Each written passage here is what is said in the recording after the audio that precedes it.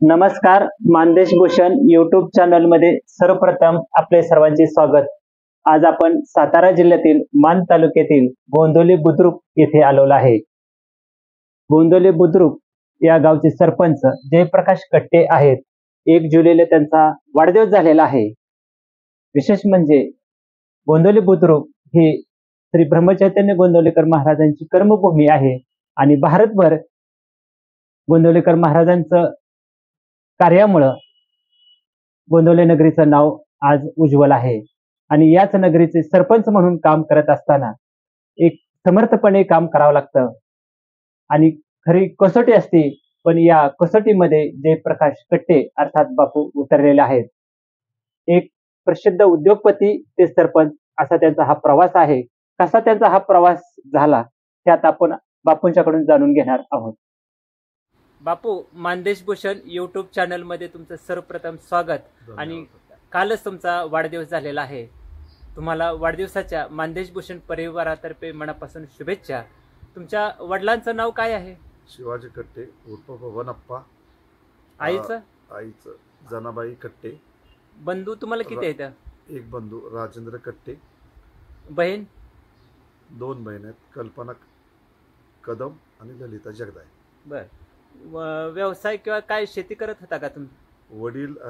वडील माझे शेती करत होते. शेती करता करता व्यवसायात थोडाफार त्यांचा सहवास होता आणि मी माझं शिक्षण 12वी पर्यंत झालेलं आहे. शिक्षण पूर्ण झाल्यानंतर वडिलांची इच्छा होती की ह्याने काहीतरी व्यवसाय करावा आणि घरातील मी मोठा मुलगा यांनी वडिलांनी त्या व्यवसायासाठी मला त्यांच्या डोक्यात पहिल्यापासूनच होतं की एक व्यवसाय करावं, कापड दुकान टाकावं. तर त्यांनी मला सांगितलं तू कुठेही नोकरीच्या मागे न लागता की कापड व्यवसाय आपल्याला करायचा आहे. मग मी 94 साली कापड व्यवसाय चालू केला आणि त्या कापड व्यवसायानंतर मध्येच मी प्रगती केली व व्यवसायात भरारी घेतली. तिथून मी परत माझे व्यवसाय JK उद्योग समूह ह्या नावाने एक व्यवसाय संस्था स्थापन केली व त्याच्यामध्ये भरारी घेतली व त्याच्यामध्ये मला पूर्ण ताकदीनिशी यश आलं आणि यश आल्यानंतर मी अनेक उद्योग केले. मला पण नंतर बजाजची डीलरशिप मिळाली मान तालुक्याची. त्याच्यानंतर होंडाची मला डीलरशिप मिळाली. तो माझा धाकटा भाऊ चांगल्या रीतीने सांभाळत आहे. नंतर माझा मुलगा शिक्षणामध्ये शिक्षण पूर्ण झाल्यानंतर मला पहिल्यापासून राजकारणाची थोडी आवड होती. वडील पहिले राजकारणात होते, गावचे ग्रामपंचायत सदस्य होते, सोसायटी चेअरमन होते, माझे चुलते सोसायटी चेअरमन होते, चुलती सोसायटी चेअरमन होती. घरामध्ये राजकारणाचा थोडा पिंड होताच, परंतु घरामध्ये एक मोठं पद पाहिजे होतं. मोठं पद नव्हतं. हे एक माझ्या वडिलाच्या व माझ्या कुटुंबाच्या डोक्यात एक हे होती की घरात एक मोठं पद असावं. म्हणून मी माझा मुलगा शिक्षण पूर्ण झाल्यानंतर त्याला व्यवसाय त्याच्या ताब्यात दिला व गावातील काही माझ्या प्रेमी लोकांच्यामुळं मला राजकारणात त्यांनी उतरवलं. त्यांनी आग्रह केल्यानंतर मी राजकारणामध्ये उतरलो व यशस्वीरित्या ग्रामपंचायतीला प्रचंड बहुमताने निवडून आलो. आल्यानंतर सर्व म्हणजे माझ्या पार्टीतील गावातील लोकांनी माझ्या गळ्यात सरपंच पदाची माळ घातली व ती सरपंच पदाची माळ घातल्यानंतर मी यशस्वीरित्या गोंदवले म्हणजे तीर्थक्षेत्र गाव आहे आणि या गावचा विकास करण्याचा प्रयत्न करीत आहे. व मला माझे डेप्युटी सरपंच असतील, ग्रामसेवक असतील, माझी बॉडी असेल, गावातील सर्व ग्रामस्थ, माझे हितचिंतक सर्व मला सहकार्य करतात व त्याच्यामुळे मी गावाचा गाडा एकदम चांगल्या रीतीने चालवत आहे याचा मला अभिमान आहे. बापू, तुम्ही एक यशस्वी उद्योगपती म्हणून प्रसिद्ध आहात, पण आज जी तरुण पिढी आहे त्या तरुण पिढीला व्यवसायाबद्दल काय तुम्ही सल्ला देऊ शकता?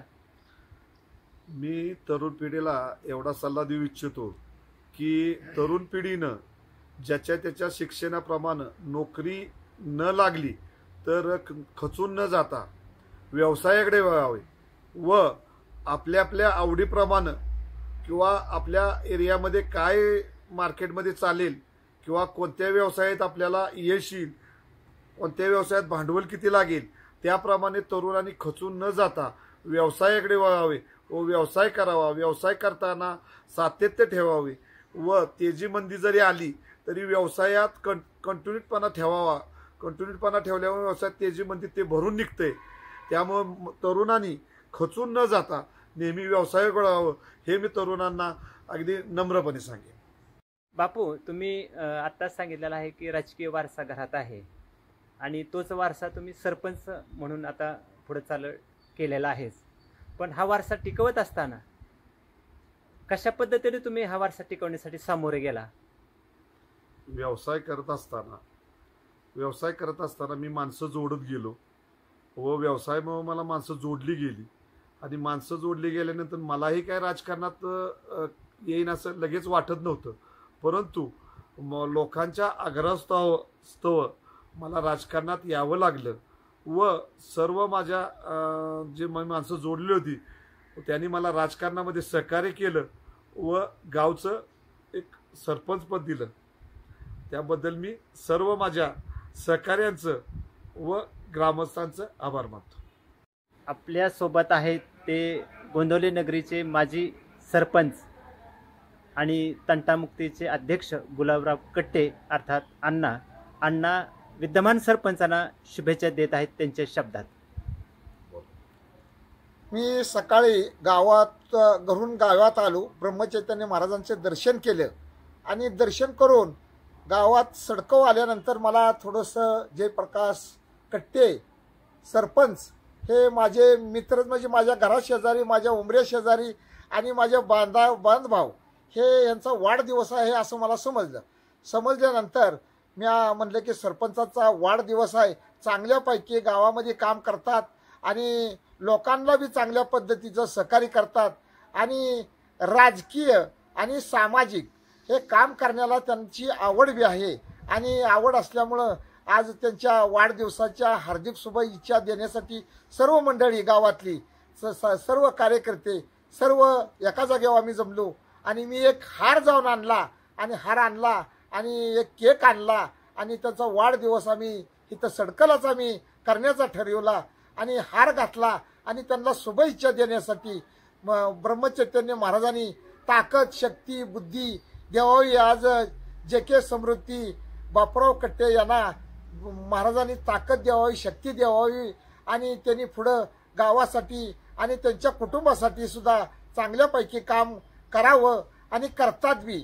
अशा पद्धतीचं बापूरावांना आज वाढदिवसाच्या हार्दिक शुभेच्छा देत आहे.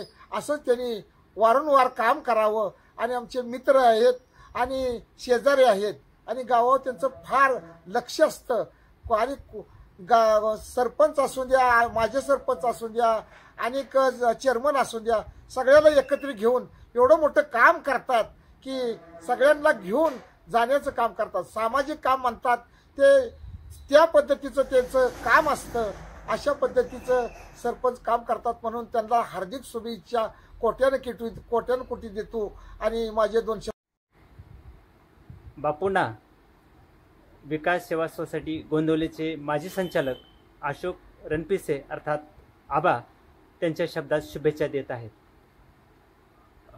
गावचे सरपंच जयप्रकाश कट्टे यांना मी गावाच्या तर्फे शुभेच्छा देत आहे. त्यांनी 2.5-3 वर्षात जे काम केलेलं आहे ते भरभराटीचं गावासाठी काम केलेलं आहे. एवढंच मी सांगून माझे 2 शब्द. श्री ब्रह्मचैतन्य गोंदवली नगरीचे विद्यमान सरपंच JK उद्योग समूहाचे सर्वेसर्वा आणि यशस्वी उद्योगपती असा हा त्यांचा प्रवास बापूने आपल्या मानदेश भूषणशी बोलताना सांगितला. खरं तर वाढदिवसाच्या निमित्तानं आपल्या मानदेश भूषणला एक दिलखुलासपणे त्यांनी काही प्रश्नांना उत्तरं दिली. त्याबद्दल त्यांना धन्यवाद आणि भविष्यात असंच एक पाऊल त्यांचं यशस्वी पडो हीच गोंदवलेकर महाराजांच्या चरणी प्रार्थना.